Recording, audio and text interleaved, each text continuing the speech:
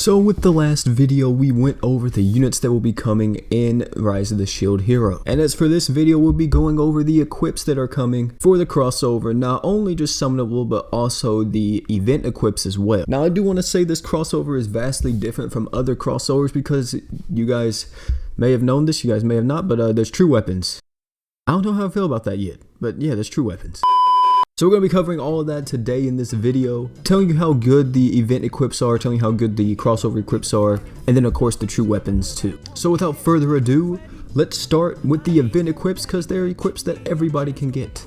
So the event equipment, the first one that we're going to be talking about is the 5-star defense. The 5-star defense of course has plus 500 defense, its ability is defense level 2, own defense 10% up, and its skills reduce all allies damage from enemies by 20% and earth damage by 20% for 5 seconds, less chance of getting knocked back for 5 seconds, and cooldown is 20 seconds. Next we have the 5-star physical. The 5-star physical is an attack plus 500, cooldown 25 seconds, break 300, attack level 2, own attack up by 10%. Skill is 3000% light damage physical, increase own arts gauge by 15. So overall, the two event equips are actually not that bad. 5-star defense is decent, not anything crazy though. The only reason why it's not so crazy is because how low the duration is of the buff that you get. If this was a longer duration, this would be really good, but it's only for 5 seconds. Of course, it has a 20-second cooldown, so it's gonna be back up very, very quickly, but it's not as practical as some other 5-star defenses that we have that does what it does, but just a little bit better. However, the 5-star physical is actually very nice for new players. The 5-star physical is really good, increasing on art gauge by 15, 25-second cooldown.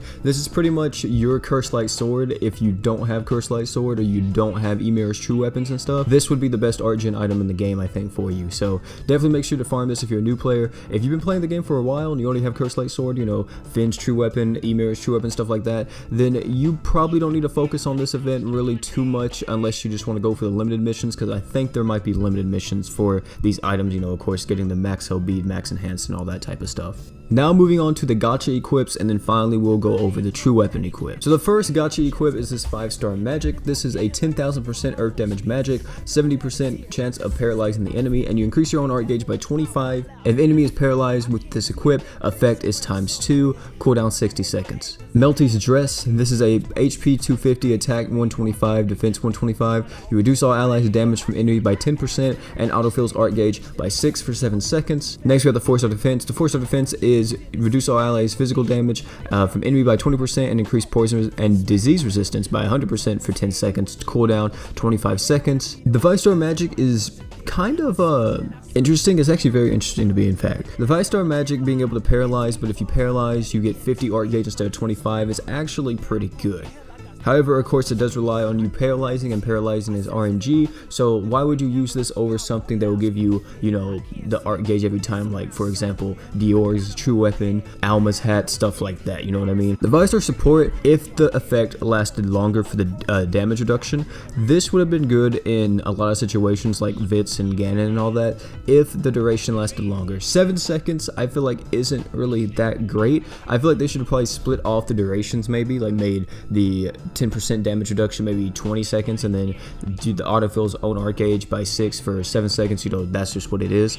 But that would have made this item very, very strong in most content, but for right now, it just being 7 seconds, I don't feel like is that great. The 4-star defense is decent if a event comes along that deals physical damage. It's very hard, and yeah, it'll be good for that. I don't know if Aces does physical. I think she does magic. She may do physical. So if that's the case, this will be good in Aces' fight. But if not, then it is what it is. Now moving on to the true weapons, lads. Now the true weapons are very, very good in this game for the unit specifically, of course, but for other units I don't think they're going to be that practical. Some of them may have some use, but let's go over it. So the first one is the true weapon for the shield boy. Now the true weapon for the shield boy is of course a 5-star defense. This is a plus 500 defense. You increase the target's defense by 60% and you reduce the damage from enemies by 40% for 10 seconds. You heal the target's HP by 10% of the total damage received after using the equip for 10 seconds. Goodness, that's a mouthful.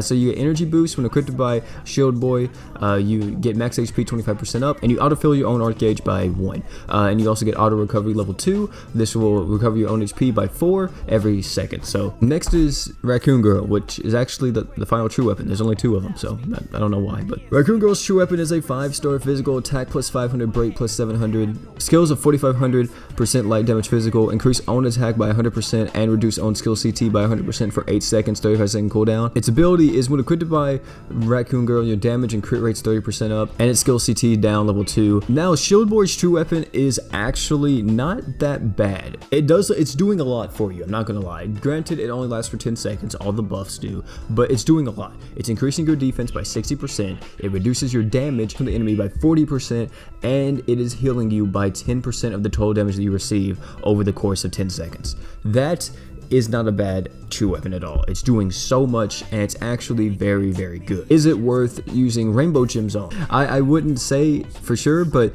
if I'm not mistaken from what I've heard, these true weapons are going to be 20 rainbow gems instead of 30 rainbow gems. Also, we don't know too is that once the crossover leaves, are the true weapons going to leave too? If that's the case, then there is some value in going ahead and getting them, especially if you'll get the units too, because you won't be able to get them later on down the line until the crossover returns, however long that will be. For a 5-star defense, it's doing a lot.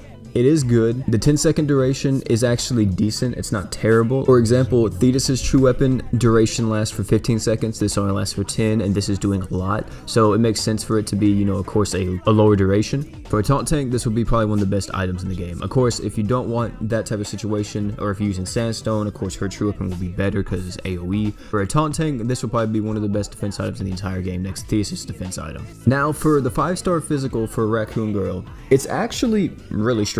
This is going to be good on someone like Vox, for example. Vox is going to get an additional 100% attack boost, so instead of him getting just, from his Magia, he already doubles his attack because he gets 100%. This man will wind up getting 200% whenever the effect goes off. Granted, it's only for 8 seconds, and he'll also reduce his own skill CT by 100%, and he already does that too with his Magia, so there's some crazy synergy with that. Now, another thing is that with her specifically, if you do wind up summoning for her and you want to get her true weapon, this is beneficial for her because this actually does give her a 100% crit chance. So this will actually, benefit her a lot and help her. Will it be worth, the 20 rainbow gems? In nuking situations, where you want to kill the boss fast and you're doing a ton of damage very quickly, and the increased attack by 100% is nothing to laugh about. That is very, very strong. Also, you have to know as well that this is only going to increase one unit's attack by 100%, not everybody's. So don't think it's going to be something like Dark Kane's True Art. He increases everybody's attack by 100%. That's as long as they're a dark unit. No, this is only going to be for, of course, her. So overall, do I think that the true weapons are worth getting with rainbow gems? I would say that the one that has the most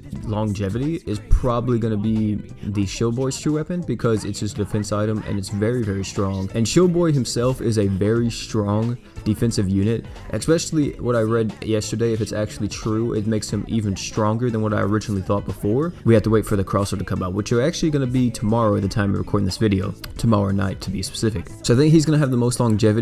For 5-star physical equips, yes, this is very strong and it is increasing one unit's attack by 100%. And if you do want this for your Raccoon Girl, then of course go ahead and go crazy and get it. If you don't really care about nuking and stuff like that, then I think you can skip this. The gacha equips are kind of personally. I don't feel like they're very good at all. They're not really like very top tier compared to how it was previously with other crossovers. We usually had at least one item that was very strong from at least a crossover. Like for example with Tensura, it was Malim's clothes. With Kill la Kill, it was of course Goku uniform. With Gon Kamui, it was I don't actually think they had one. Hichikatsu's sword maybe was probably the strongest thing they had. But yeah, gacha equips not that great. True weapons, like I said, very good for the units themselves. And then also, Shield Boy's true weapon is going to be very good on taunt tanks. And then Raccoon Girl's true weapon be good for, of course, nuking. And then the event weapons are actually very strong for new players. But guys, this is going to be it for the video, man. Thank you all for coming out. It's been your boy OP. Don't forget to like, comment, subscribe for more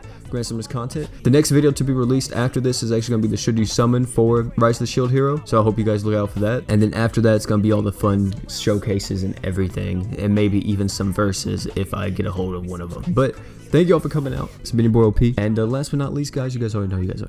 Don't forget to drink water.